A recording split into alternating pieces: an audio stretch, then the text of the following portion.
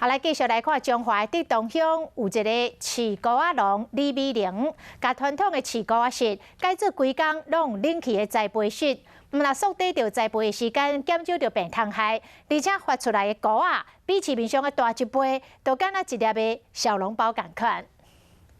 这白胖的羊羔和市面上卖的羊羔，可能做为比拼。这种伫咧冷气种的羊羔，比一般羊羔大要一倍，就像一粒小汤包同款。空调的唔惊外口天气受影响，若传统的应该较会受到天气的影响。这伫咧中华地东乡，李美玲用环境控制设备来种羊羔，伊互羊羔规工吹冷气，固定温度，唔但当缩短种的时间，种出来羊羔白泡泡佮大粒，受到市场欢迎。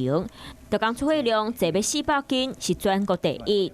比人更较好，大的冷气房个比别人较好。